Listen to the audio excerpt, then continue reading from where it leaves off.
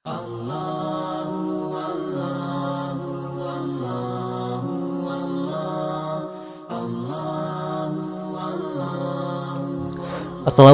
warahmatullahi wabarakatuh. Bagaimana kabar Anda semua? Semoga di kesempatan kali ini kita masih selalu dilindungi oleh Allah Subhanahu wa Ta'ala.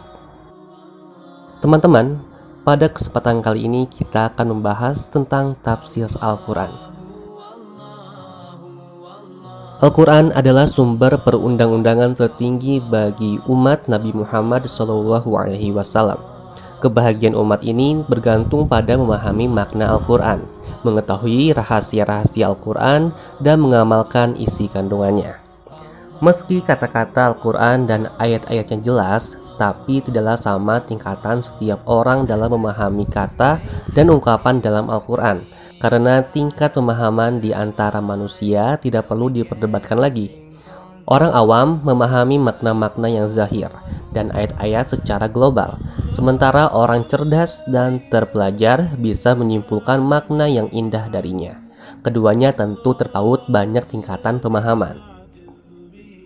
Maka tidak heran jika Al-Quran mendapat perhatian luar biasa yang ditunjukkan umat Islam untuk mempelajarinya guna menafsirkan kata-kata asing atau menakwilkan rangkaian kata-katanya. Tafsir secara etimologi. Tafsir adalah kata berpola taf'il dari kata fassara, artinya menjelaskan, mengungkapkan, dan menampakkan makna yang masuk akal. Bentuk fi'ilnya sama seperti doroba dan nasoro. Fassara asya'i'a yafsiru dan yafsuruhu fasron, artinya menjelaskan sesuatu. Fassarahu artinya menjelaskannya. Dengan demikian, tafsir dan fasr artinya menjelaskan, mengungkapkan sesuatu yang tertutup. Tafsir secara terminologi. Sesuai definisi Abu Hayyan, tafsir adalah ilmu yang membahas tentang bagaimana cara membaca lafal-lafal Al-Quran, serta mengetahui dilalah lafal-lafal tersebut dan hukum-hukum yang terkandung di dalamnya, baik secara terpisah maupun ketika disusun dengan yang lain.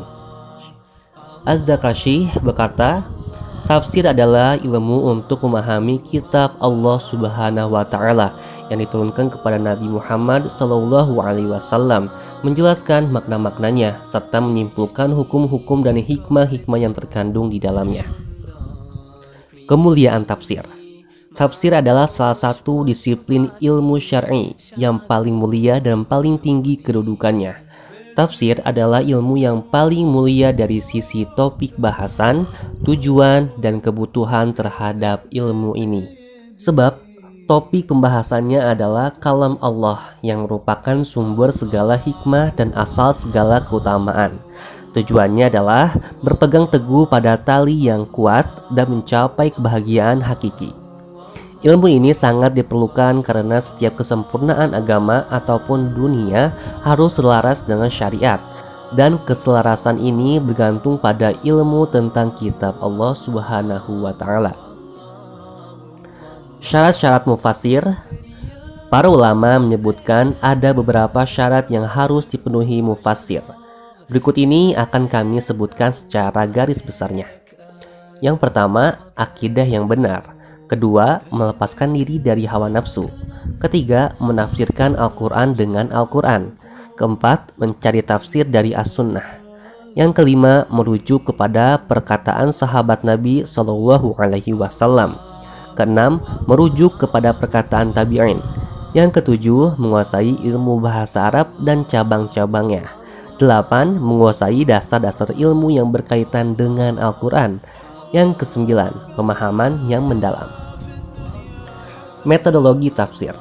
Dalam sejarah perkembangan penafsiran Al-Quran, banyak sekali metode yang berkembang seiring dengan perkembangan peradaban dan juga ilmu pengetahuan dari waktu ke waktu.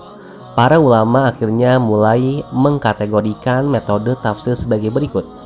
Yang pertama, bil ma'tsur, menafsirkan Al-Quran berdasarkan riwayat yang sahih. Yang kedua, bil ra'i, tafsir di mana mufassir berpedoman pada pemahaman pribadi dan kesimpulan yang murni berdasarkan rasio.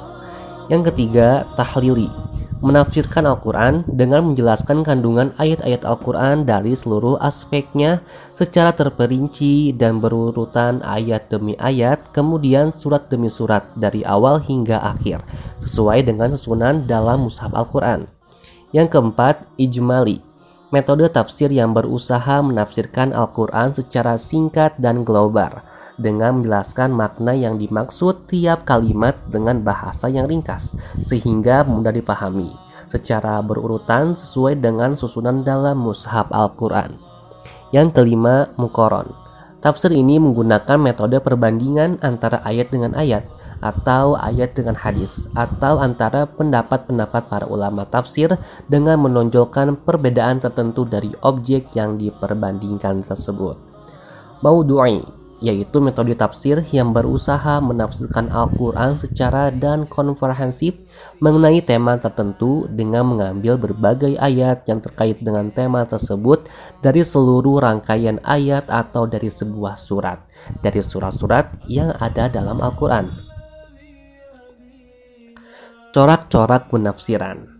Tafsir Al-Quran jika dilihat dari segi coraknya, penafsiran yang digunakan mufasir dalam penafsiran terdapat setidaknya 6 corak tafsir, yaitu yang pertama corak falsafi, yang kedua corak fikih, yang ketiga corak ilmi, yang keempat corak logoi, yang kelima corak adabi ijtimai, dan yang terakhir atau yang keenam yaitu corak isyari.